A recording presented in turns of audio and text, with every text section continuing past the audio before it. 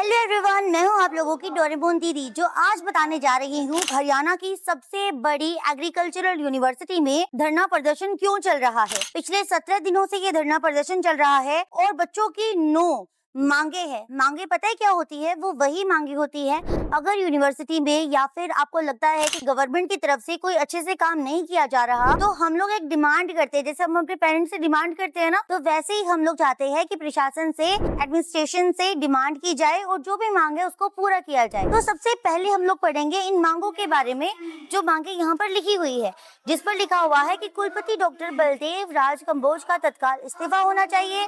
Professor Radheshyam की हत्या के प्रयास तहत गिरफ्तारी व पद से बर्खास्त होना चाहिए।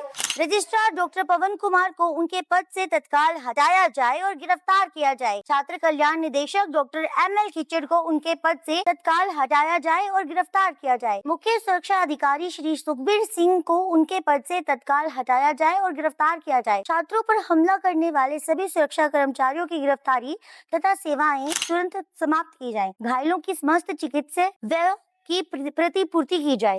विश्वविद्यालय नियम 6.2 अध्याय 6 में किए गए संशोधन को पूरी तरह से वापस लिया जाए और पुरानी छात्रवृत्ति संरचना को बहाल किया जाए। साथ ही छात्रवृत्ति को ICAR मानकों के अनुसार बढ़ाया जाए। LDV सीटों में हुई अनुचित बदलावों को वापस लिया जाए। प्रदर्शन में भाग लेने वाले किसी भी छात्र पर अनुशासनात्मक कार्यवाही नहीं की जाए। तो ये 9 मेन मांगे हैं जो स्टूडेंट्स लगातार 17 दिनों से कर रहे हैं। अब मैं तुम्हें बताती हूँ कि HAU के छात्रों को आखिर धरना प्रदर्शन करने के लिए क्यों मजबूर होना पड़ा। 10 जून को जब बच्चे अपनी डिमांड को लेकर वाइस चांसलर BR कंबोज से मिलने के लिए जाते हैं, तो बच्चों को BR कंबोज यानी वाइस चांसलर से मिलने के लिए नहीं दिया जाता, जिसके बाद बच्चे बहुत ज्यादा गुस्से हो जाते हैं, क्योंकि एक तो गर्मी है, ऊपर से बाहर बैठे हुए थे, मिलना चाहते थे। जिसके बाद वो बच्चे जब आगे बढ़ना शुरू कर देते हैं वाइस चांसलर के ऑफिस की तरफ, तो वहाँ पर कुछ गार्ड्स के द्वारा उनको रोकने का प्रयास किया जाता है और जब रुकते नहीं है तो आपस में धक्का मुक्की हो जाती है, जिसकी वीडियो सोशल मीडिया पर वायरल हो जाती है।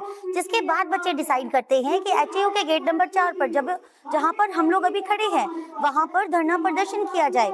जिसके बाद वो धरना प्रदर्शन करने के लिए बैठ जाते हैं। जब उनको पता चलता है कि वाइस चांसलर सर शाम को अपने रेजिडेंस पर आएंगे, तो बच्चे रेजिडेंस का घेराव करने के लिए वहां पर जाते हैं। तो जाने के बाद HAU प्रशासन और गार्ड्स के द्वारा उनको रोक लिया जाता है।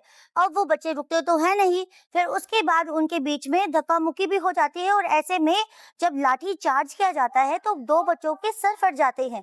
जिसके बाद एक बच्चे को 4 टांके और एक बच्चे को 8 टांके आ जाते हैं। और अगर अब बात करें तो बीच में प्रशासन ने भी इन बच्चों से बातचीत करने की कोशिश की, लेकिन बच्चे ये मानने के लिए तैयार नहीं थे।